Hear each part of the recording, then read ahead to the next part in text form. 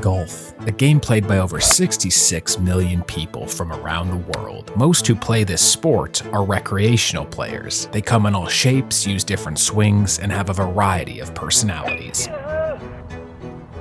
But professional golf, that's a different story. Sure, we've seen some unique people in the past like Walter Hagen, Mo Norman, Seve Ballesteros, and Lee Trevino, but those players and their personalities stand out for a reason. They aren't common. The common professional is much more reserved. Fit in, don't be different, play the course, and keep your mouth shut. Quiet, please. Quiet, please. Quiet, please. That all changed in 1991 when a man by the name of John Daly played his first year on the PGA Tour. Right away, you could tell he wasn't like the others. Not just from the mullet, but also his swing, the way he played the game, and how he interacted with fans. In no time at all, he would become a hero to millions of people, but also a huge problem in the mind of golf elitists.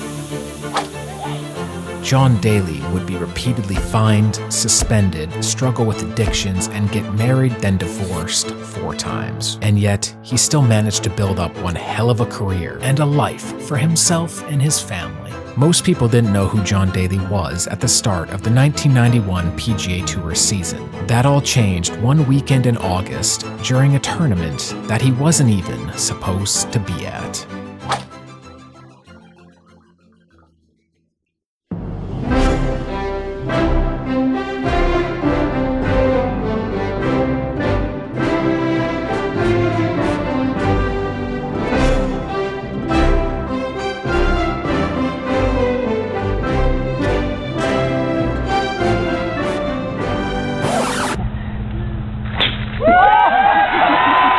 I'm just going to go out and fire at the hole and see if I can't win this thing.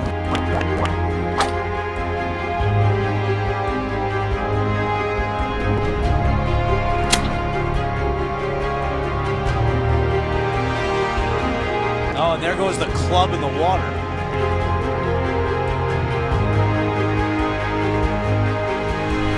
I'm done. Done with what? Golf.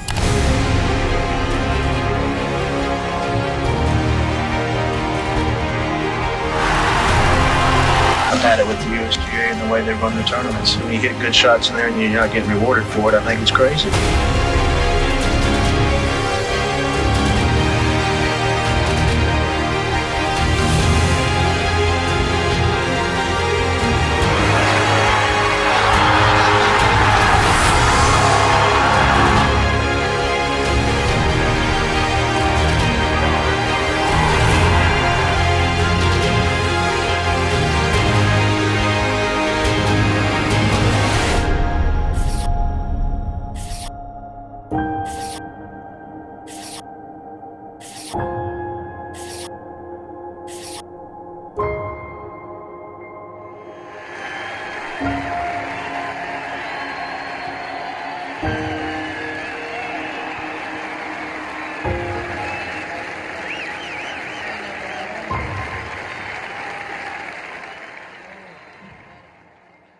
John Daly was born on April 28, 1966 in Carmichael, California. His family quickly moved when John was 4 to Dardanelle, Arkansas. They moved near a 9-hole golf course, the Bay Ridge Country Club. It was here where John Daly would learn to play golf. At 6 years old, John's father got him a set of full-length men's irons, Jack Nicklaus McGregor's. Daly didn't want them cut down to fit his height and says this is one of the main reasons his backswing is so long. People would tell young John that he would never become a good golfer with a swing like that. Daly says in his autobiography, My Life in and Out of the Rough, I just wanted to prove them wrong. Even as a child, he swung as hard as he could at every ball, something he would be known for during his career, the famous grip it and rip it style of play. As for practice, one thing John loved to do was hit chip shots with just his left hand, and says this is why he developed great touch around the greens. His game was self-taught mostly, and the only real instruction he got as a kid was from Jack Nicklaus, albeit not in the traditional sense. I learned from Jack Nicklaus, whether he knew it or not.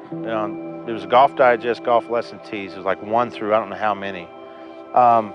They looked like cartoon pictures on how how to fade the ball, how to draw it. They had arrows and stuff. He showed his grip. I learned the grip, the interlocking grip through him. John moved with his family to Locust Grove, Virginia, and stayed there for some years. At the age of 13, he won the men's golf championship at the Lake of the Woods Country Club. The members proceeded to complain, and their egos were hurt, so the club put in an age limit for the next year. 13 was also when John Daly got drunk for the first time. He and his brother Jamie drank a quart-sized mason jar of homemade wine. His mom came home, found them hammered, and gave them the belt as punishment. In regards to his mom, John has only ever said nice things about her. The same cannot be said about his dad. From most accounts, he was abusive. When Dad was sober, he was great. It was when he was drunk, and that was a lot of the time, that he was scary. His family then moved to Zachary, Louisiana, then to Jefferson City, Missouri, where he dominated in both golf, winning the Missouri State Amateur at 16 years old, and football, where John was a great field goal kicker. Finally, his family moved back to Dardanelle, Arkansas. The reason for this move was so that Daly could qualify for in-state tuition.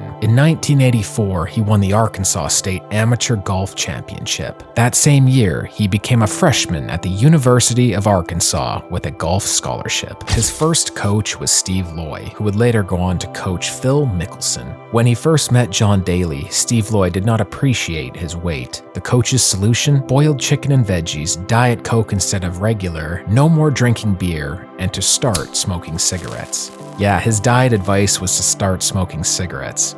John followed the advice and lost 65 pounds quite quickly. Another thing about Steve Loy, he wanted his players to be disciplined, not just in fitness, but in golf. This meant a lot of iron shots off tees, instead of taking out the driver and hammering it down the fairway. In 1986, Bill Woodley took over as coach and had a completely different style. He wanted to win, which meant using the golfer's strengths. Daly was now allowed to play his style, which was driver lob wedge on many holes. Under Coach Woodley, we were a lot closer together and played a whole lot looser. My junior year, golf became fun again. That year, as an amateur, he qualified for the US Open at Shinnecock Hills, but missed the cut. University was an interesting time in John's life. He picked up a few bad habits, and he almost died from alcohol poisoning, but persevered. He was now ready to become a professional golfer. Daly left university and turned pro in 1987. Within days, he won the Missouri Open and received a check for $6,700. In the months that followed, he placed well in these smaller events and earned close to $30,000. High on confidence, he went into the brutal PGA Tour qualifying school to try and earn his 1988 card. Unfortunately, he didn't make it through. I was surprised, shocked, and disappointed, but I didn't beat myself up. I played well in the 3 months since I turned pro.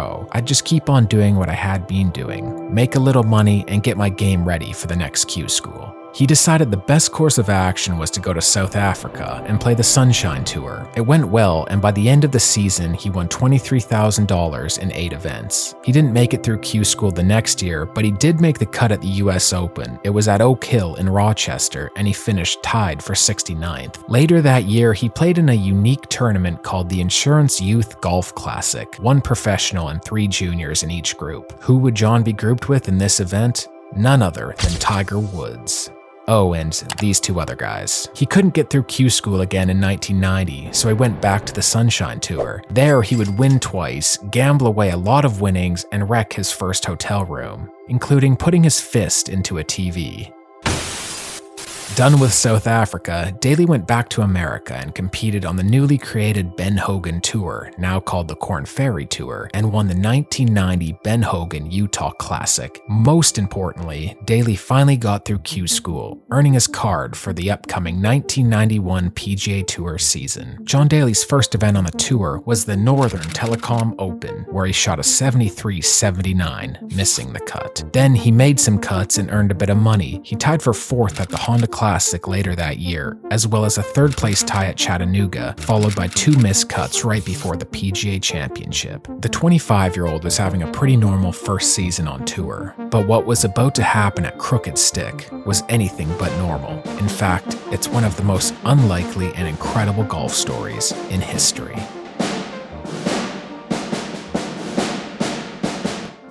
John Daly had not made enough money that year to qualify for the 1991 PGA Championship, which was being held at Crooked Stick Golf Club in Carmel, Indiana. Crooked Stick was a Pete Dye designed course coming in at 7,289 yards. At the time, it was the longest course to hold the PGA Championship.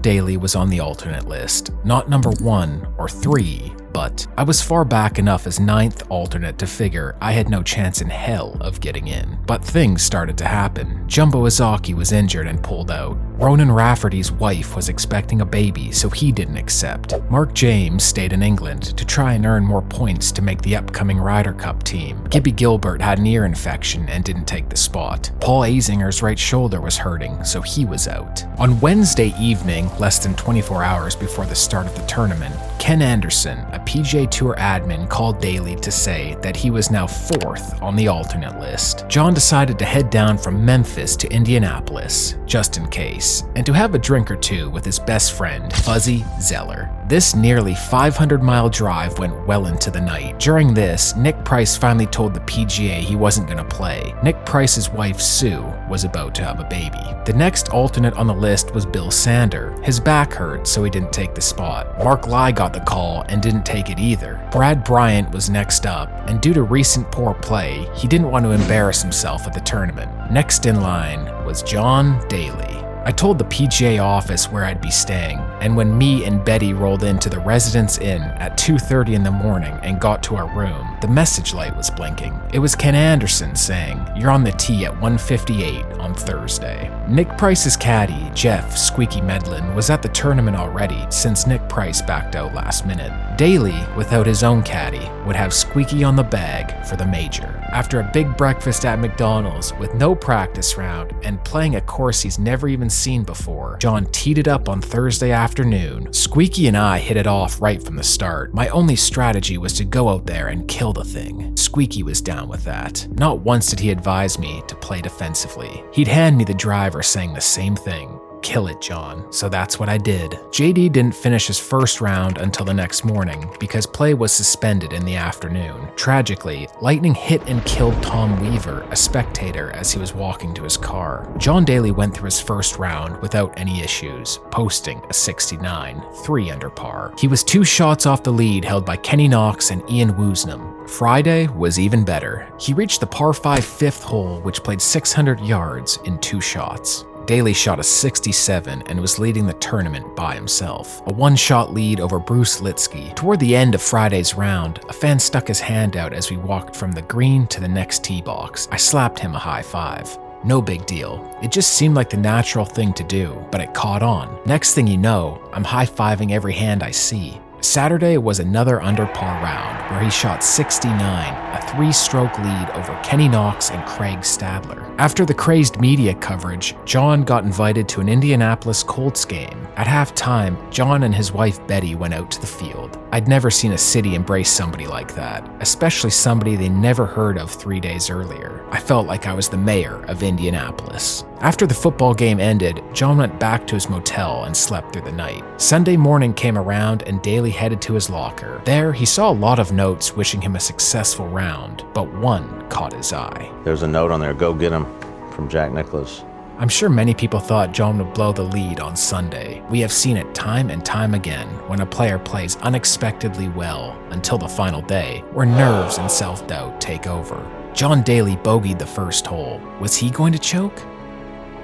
He came back with a birdie on number 2. He also birdied that huge par 5 fifth again. Daly owned the par 5s this week with 1 eagle, 10 birdies, and 5 pars. On the 13th, the par 3, he made a 25-footer for birdie. On the par 3 17th, he ended up with a double bogey after having some bunker trouble. Amazingly, he still had a 3-shot lead heading into the last hole of this major championship. On the 18th tee, Squeaky didn't hesitate. He handed me my driver without blinking. The final hole was a par 4 with water down the right side. I figured even if I hit it in the water, I could still make bogey and win. I started the first hole on Thursday like this, and I'm going to go just as hard here at 72nd.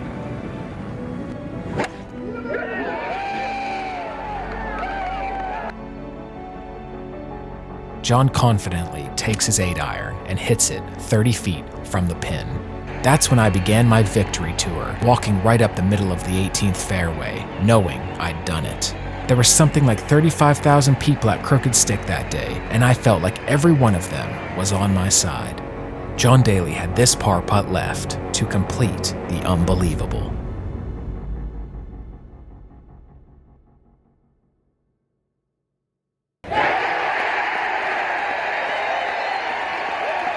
He had done it. He won the PGA Championship by 3 strokes and shot all 4 rounds under par. He won it with a caddy that wasn't his, on a course he's never played before, and at a major tournament he didn't know he was playing in until 2:30 a.m. on Thursday morning. He was also the first rookie to win a major since Jerry Pate won the 1976 US Open. One thing Daly has mentioned over the years is just how well Crooked Stick fit his game. He was hitting a nice high draw back then, and the course was perfect for a high draw. It also didn't hurt that he was driving it past all the trouble. Another huge factor here was the caddy, Jeff Medlin. John has always had high praise for him. Once we got done with that second hole and we had 202 to the pin, and he goes, "What do you think?" I said, "Well, it's probably an 8-iron for me." He goes, "Okay, now I know you're 4 clubs longer than Nick, so we're good." And he clubbed me that way the whole week, and I couldn't have done it without Squeak, though. He was the best. The very best thing about that weekend, aside from winning, was the way the fans rallied around me. They've been with me ever since, no matter how I'm playing at the time, no matter how much I've screwed up along the way, and it all began in Indianapolis. This victory will remain one of the great stories in golf history, and it catapulted John Daly to overnight stardom and huge money. However, his personal life would soon take center stage, aiming to destroy his career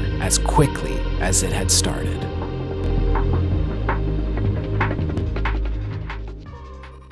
John Daly was sleeping in a cheap motel the week of Crooked Stick 1991. By Sunday night, that had changed. He won $230,000 for that victory and would also give some of it away. Without any big spectacle, he wrote a $30,000 check and gave it to the family of Tom Weaver, the man struck by lightning and killed in the first round of the tournament. It was to be used as a college fund for Tom's 2 daughters. Both daughters, Emily and Karen, went to university with the help of this money, and Karen is now a doctor. This is one of the many kind acts John has done over his lifetime. Others include donating money to the Make-A-Wish Foundation, the Boys and Girls Club of America, and the proceeds from the various music albums he's recorded. Later in '91, he placed 3rd at the Tour Championship and earned $138,000. He was then named the 1991 PGA Tour Rookie of the Year. At the beginning of 1992, he signed a huge sponsorship deal with Wilson,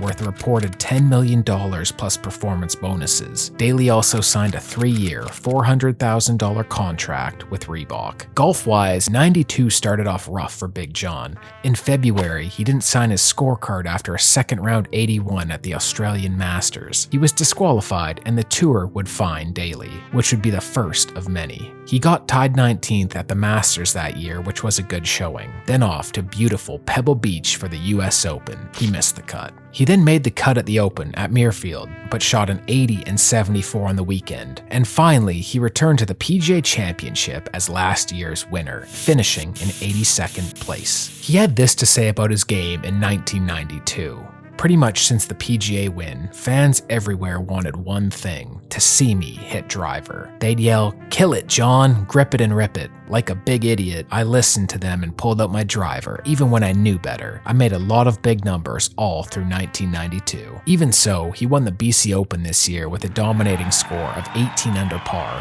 a 6-stroke margin of victory. This win proved to everybody that Daly wasn't a one-hit wonder. This brings us to December 1992 and the infamous Colorado incident. John bought a house out in Castle Pines, Colorado. He states in his book that it made no sense for a golfer to buy a home where it snows that much, but anyways, the reason for the purchase was simple. He wanted a fresh start with his wife Betty and his young daughter Shina. John and Betty were having marriage problems. Those issues started right up again, and they were bad enough for John to leave and head to Arkansas. Betty convinced him to come back to Colorado and spend Christmas together. On December 19th, there was a party at the Daly house, with 12 people there that night, having a good time, drinking, dancing, the usual stuff. Suddenly, Betty gets jealous of John dancing with his friends, one of them female, and starts to lose it on Daly and his guests. She storms upstairs in a rage, and John boils over like a pot of water left on the stove. He proceeds to destroy parts of his house, including kicking in a 57-inch TV, destroying the kitchen,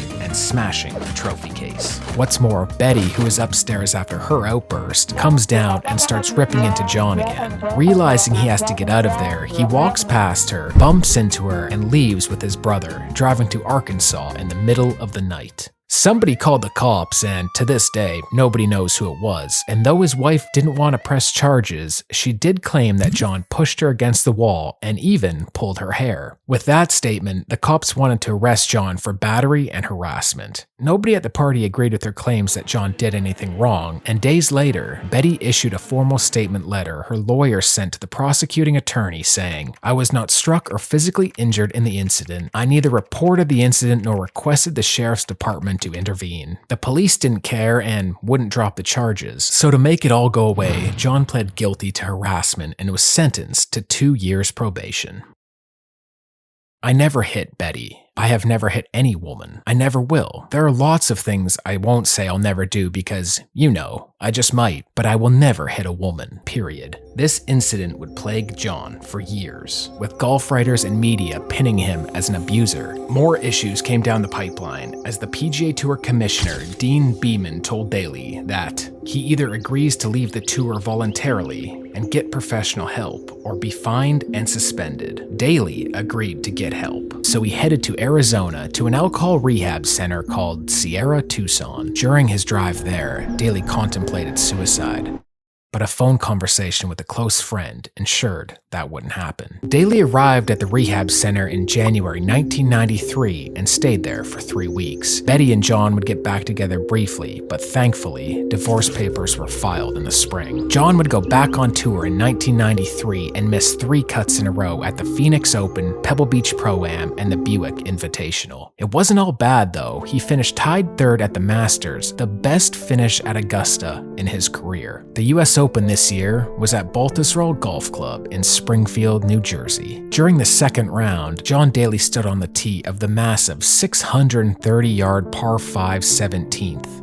He smashed a drive down there.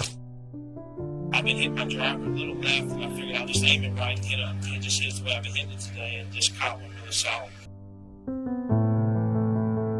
Took out his 1-iron and aimed.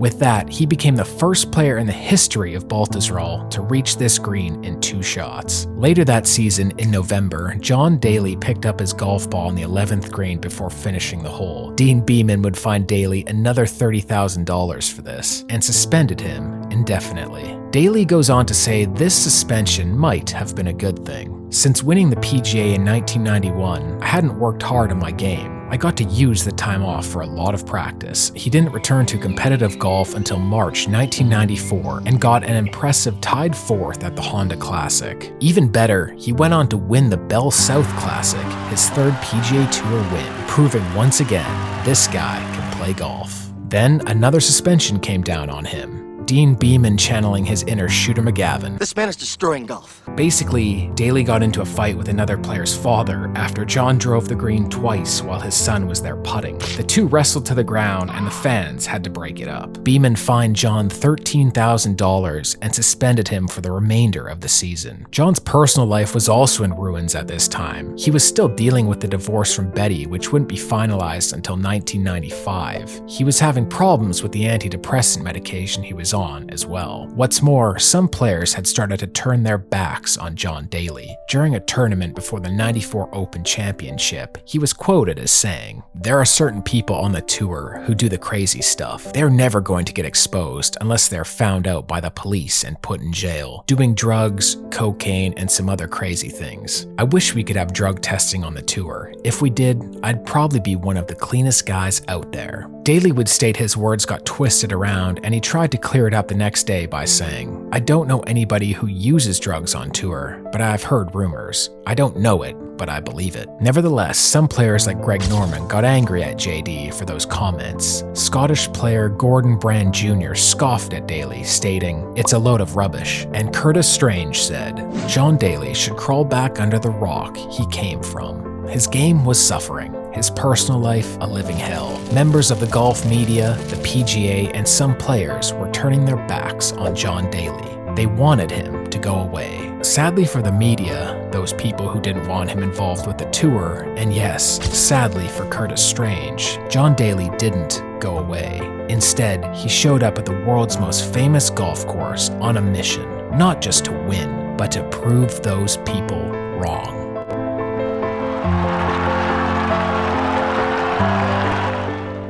Bobby Jones once said, "No golf career is complete until he's won at St. Andrews." The 1995 Open would be played on the old course at St. Andrews, the home of golf. Since winning the PGA Championship, Daly had won 2 tournaments, but also missed 30 cuts in 90 starts, received 2 suspensions, 1 rehab visit, and was repeatedly fined by the tour. He got married, became a father, got divorced, got married again, this time to Paulette, and became a father a second time. John was still sober since his time in rehab. His diet consisted of M&Ms, cigarettes, and ice cream.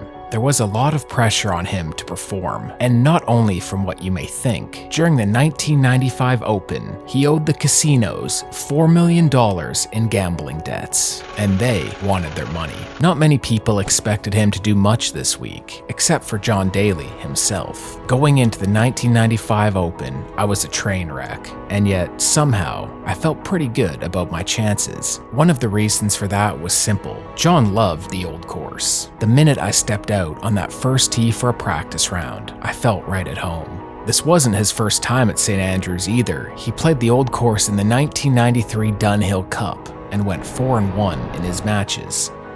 A weird piece of history about this tournament hardly mentioned is that Greg Rita was John's caddy this week. He was Curtis Strange's caddy for his back-to-back US Open wins. Yes, that same Curtis Strange. This would also be Tiger Woods' first Open and Arnold Palmer's last. John Daly shot a 67 in the first round. He says it was the best round of competitive golf he's ever played because the wind was blowing like crazy. He's tied for the lead with Tom Watson, Ben Crenshaw, and Mark McNulty at 5 under par. On Friday, at the 12th, he has a putt of 180 feet. I think it was the hardest I swung all day was that first putt on 12.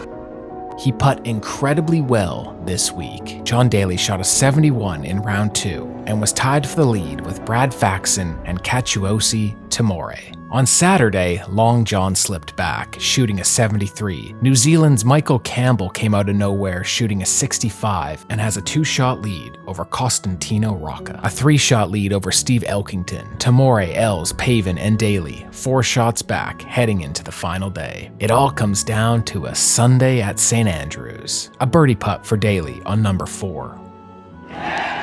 This putt puts him 2 back.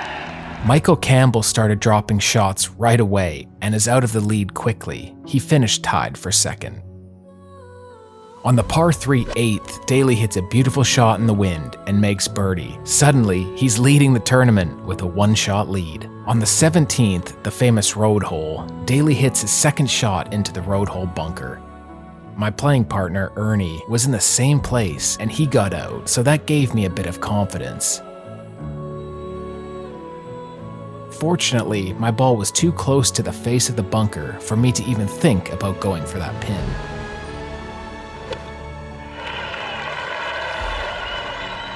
John 2-putted and made bogey. He made 2 good shots and 2 putts on 18 to finish at 6 under par. He was leading the tournament by 1. Meanwhile, Costantino Rocca's second shot on 17 ends up on the road. These next shots are some of the most unbelievable golf has ever seen. Rocca can't make up his mind, but finally decides to use his putter. He bangs at the ball. It flies up in the air like a wedge due to it hitting the one rock out of a million, which sends the ball up at the perfect angle, bounces off the small path next to the green, and rolls up onto the putting surface, finishing close to the hole. He makes the putt to save par. On 18, he hits a nice drive down there on the short par 4. A chip and a putt would tie him with Daly.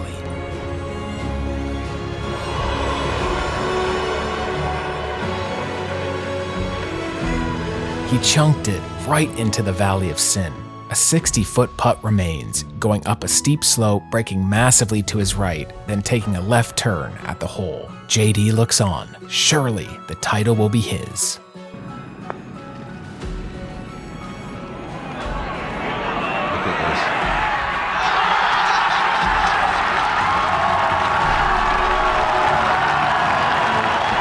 Rocca has done the unthinkable. There will be a 4-hole playoff to decide the winner. They will play holes 1, 2, 17, and 18.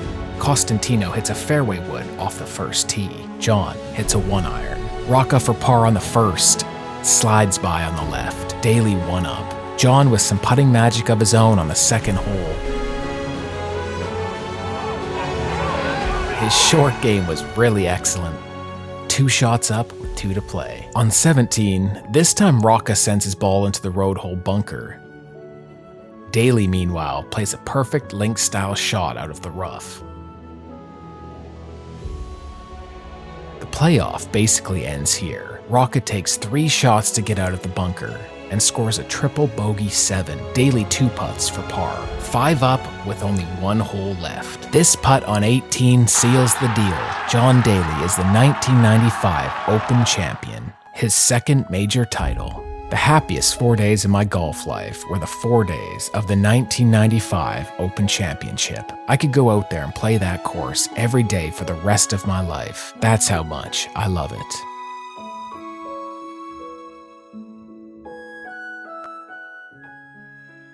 John Daly returned to America in August as a hero. Later, he played in the PGA Championship, but missed the cut. Fast forward to 1996. It wasn't a great year of golf with just 1 top 10 finish. He made 14 cuts in 23 events, though something unique happened at the US Open. It was at Oakland Hills, and John Daly knew that he would be punished massively for missing fairways. So he challenged Wilson to create a special iron for him. They came back with the 0 iron, which had 12 degrees of loft. It would allow for more accuracy off the tee, with less driving distance penalty compared to his standard 1 iron. He didn't win the tournament, far from it, with a tie for 27th place. However, this would be his best finish ever at a US Open. Maybe the bigger story, at least in the golf media's eyes, was that John Daly had started drinking again. How this happened was a hotel in Sweden left his minibar fully stocked. It was customary for his agents to call the hotel before John arrived to make sure it was empty, but the hotel forgot to do that. He released a statement saying, "It's true that I've had beers on several occasions this summer, but I have not been involved in any alcohol-related incidents." During the Players' Championship that year, Daly shot an opening round 76. Disappointed with his game and the ongoing issues with his wife, Paulette, John headed for the bar. He said he was drinking for a solid 12 hours and ended up getting back to his hotel room and crashing against the door leading to the kitchen. John woke up later in the hospital. His wife, Paulette, was nowhere to be found and would soon file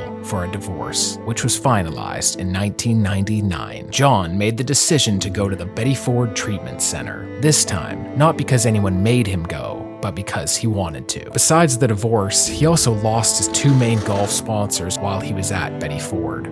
But just as soon as they left, a new sponsorship appeared. Ely Calloway, the owner of the company, went to see Daly at rehab and was straight up with him. "John, we want to sign you. Can you get your shit together?" 30 days later, he left the Betty Ford Center, a stronger human being, and one with a new sponsor, signing a deal with Calloway which paid him a base salary of $1.2 million a year, plus bonuses based on how well he played. They even paid off all of his remaining $1.7 million in gambling debts. There were 2 conditions that would break the contract, however: no drinking and no gambling. John Daly came out strong in 1998 with 2 top 10s, tied 4th at the Nissan and another tied 4th next week at the Honda. The craziest thing that happened this year was the 18 Daly posted on number 6 at the Bay Hill Invitational. After his tee shot went into the water, he moved up 30 yards and tried to clear it with his 3-wood, sending 5 more into the water. His next ball made it over but plugged into a hazard, so he dropped a new one. John sent that ball against some rocks and it bounced into a greenside bunker. He got it out and then 2-putted for a hard-earned 18. No footage of this has ever been found, which is hard to believe considering this was on a Sunday. Tom Watson, one of his playing partners that day, said, "It's gotta be a record."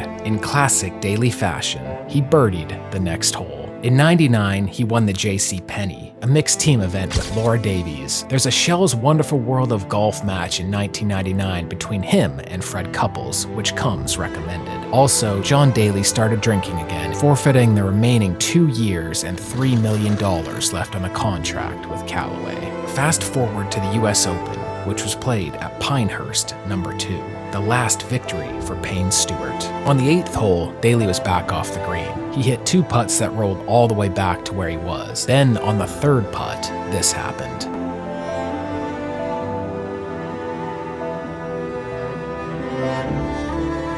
He had this to say about the USGA afterward. Had it with the USGA and the way they run their tournaments. I just feel that they set the pins very difficult yesterday. When you hit good shots in there and you're posing on shots and you're not getting rewarded for it, I think it's crazy. As the decade comes to a close, there have been many highs and lows so far in John Daly's life. Unfortunately, 2000 would be his worst year of professional golf to date, making only 10 cuts in 26 events. He also withdrew from the 2000 US Open after an opening round of 83. He probably wouldn't have won that event anyways, as that was the US Open Tiger Woods dominated at Pebble Beach. John Daly finished off the 2000 season ranked 507th in the world. His career basically seemed over, but never say never when it comes to Daly and playing great golf. John Daly's first official PGA Tour or Euro Tour win since the 1995 Open would happen in 2001. It was at the BMW International. He shot a lights-out 27 under par, which is the lowest aggregate score ever recorded at that tournament. Daly would marry his 4th wife, Sherry Miller, on July 9, 2001. This marriage would lead to many problems, no surprise there. The one great thing that came from this, though, was the birth of his first and only son, John Daly Jr. In 2002, John won the PGA Tour driving distance title for the 11th and final time. He was also the first to break the 300-yard average barrier in 1997. He was the driving distance leader 8 years in a row and only failed to do so in 1994 when Davis Love III won it. However, it seems JD should have won it anyway. He actually outdrove Davis by a 6-yard average for the year. General consensus is that because Daly didn't play enough events, he wasn't eligible, so they gave the title to Davis Love. But as Golf Digest points out in this article, Fred Couples made it into the number 3 spot that year and played in 3 fewer official tournaments than Daly. For whatever reason, John didn't win it. But let's fix that now. On July 28, 2003, Sherry Miller, John's wife, and her 2 parents were charged with laundering money for an illegal drug and gambling operation. Sherry would serve 5 months jail time for her involvement. With all that personal drama going on, John Daly headed into 2004 looking for a good season. He found it. He made the most cuts of his career in a single season besides 1991. Oh, and this happened. He was in a playoff with Luke Donald and Chris Riley. The Buick breathed life back into my golf career.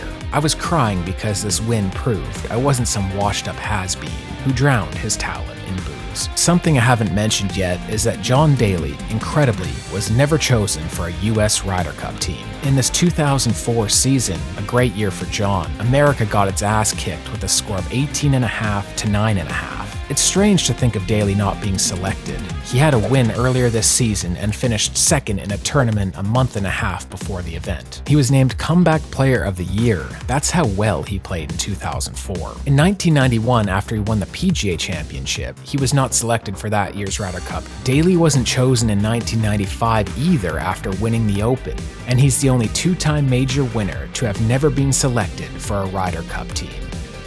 2005 was another good year. John Daly finished second to Vijay Singh in one tournament and Tiger Woods in another. The latter comes after a short missed putt in a playoff. After this loss, John went to Vegas and reportedly blew somewhere around $1.5 to $2 million at the casino. At the end of his book, he says he had blown $50 to $60 million at the casinos. Speaking of this autobiography, Daly dedicated a whole chapter of it, titled "Stand By Your Woman," talking about his wife Sherry and defending some of her wrongdoings. She repaid this favor by attacking him one night with a steak knife in 2007. John showed the damage on his face during the Stanford St. Jude Championship. Sherry would later state that John did this damage to himself. Eventually, they got divorced, and JD got full custody of their son, John Jr., and he has been with him ever since. 2008 was a horrendous year of golf for Daly, and one that is clouded in controversy. In March, Butch Harmon, the golf coach, publicly called John Daly out on his drinking, saying, "My whole goal for him was to show me golf is the most important thing in his life, and the most important thing in his life is to get drunk." Daly responded, I wish you just would have called me, that's all. I said, I love you like a brother. You're the greatest golf coach, I think, in anywhere. I think you're better than anybody, and it's just unfortunate that I just wish he would have called me, that's all. Then, in November, 10 days after a miscut in Nevada, it was reported that police arrested John for being drunk outside a Hooters restaurant in Winston-Salem, North Carolina. A mugshot was released and everybody thought he was arrested, only he wasn't. The police later said John was taken into our custody for his own welfare due to impairment. This is not a criminal offense. The reason this was an issue is the tour suspended him because they originally thought he was arrested. They never backed down on the suspension either when the truth came out. Golf-wise, 2008 was probably the worst year of his life, with only 5 cuts made in 17 events and $56,000 earned. Most of these events he played in were thanks to a sponsorship exemption. At some point during this time, John met his future fiancée, a woman by the name of Anna Kladakis, and the two have been going strong for over 15 years. She's been a guiding light for him and the whole Daly family. It's safe to say his personal life has improved quite a bit since he met her. Alas, the story of relationship issues, as well as John Daly winning PGA Tour events, is coming to a close. He did notch a tied 18th in 2012 at the PGA Championship, but would not win again on the tour. Overall, his life was changing for the better. His personal life was sorted out, he was raising his son and daughters, and by all accounts, he was living his best life. Still, John wanted another golf victory, but this time it would have to be on the Champions Tour. It would happen at the 2017 Insperity Invitational. John would sink this birdie putt on the 13th and hold the lead all the way to the end, where he earned his first Champions Tour win with a score of 14 under par. He's played well on this tour with a win, a second place finish, and some top 10s. Health-wise, some news came on September 10th, 2020, that John Daly has bladder cancer. Just over a month later, he shot his career low tournament round of 64 at the TimberTech Championship, at least on US soil. He shot a 63 in the first round of the 2001 BMW. This round at TimberTech was significant because, as this user points out, almost 10 years before that, in 2010, Daly said he was done with golf. Big John has had other successes outside of tournament golf. He bought his old home course in 2005 and changed the name to the Lion's Den Golf Club. He redesigned it, as well as at least 4 other courses so far. And how can I not mention his partnership with Loudmouth? He single-handedly made this company what it is by rocking the pants at basically every event he's played in since 2009. Nowadays, in 2023, all eyes are on his son, John Daly Jr. He's got a great swing, a good mindset, and huge potential. Oh, and he's sponsored by Hooters as well, so yeah, that's pretty cool. He and his dad beat Tiger and Charlie Woods in the 2021 PNC Championship, and most people are expecting to see John Daly Jr. versus Charlie Woods many times in the future. How can you sum up a life like John Daly's? His career looked to be over 50 times, only for him to come back and win again. His perseverance is simply remarkable. Some wonder just how good Daly could have been if he was sober, had the right guidance, and dedicated more time to practice. Though it seems that kind of lifestyle doesn't really fit John. It's amazing where I would go, wherever I set course records or whatever, I would be barefooted, drunk, playing golf, making every 20-footer I looked at. A great thing about Daly is, despite these pitfalls, he still became a world-class golfer, one who has competed against the best. Through all the pain from an abusive father, problems with drinking, marriages, prescription drugs, and gambling, he continued on and staked out quite the career. His time on tour was a success, albeit with fairly condensed winning, as 4 of his 5 PGA Tour wins came in a 4-year span. Through researching his life, one of his best qualities that became obvious to me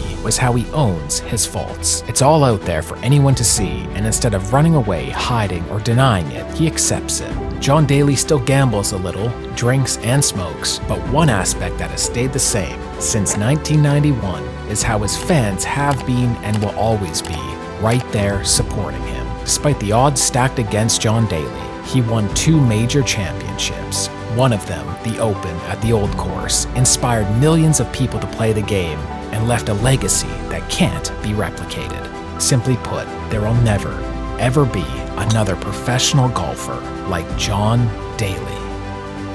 I'm just a country boy from a little town in Dardanelle, Arkansas, man. I've been very fortunate to come through a lot of the downs that I've had, and for the tour at home to put up with me, some of the stuff I've done. But I guess, no, I'm not bigger than life. Nobody is. Maybe Elvis was. I don't know.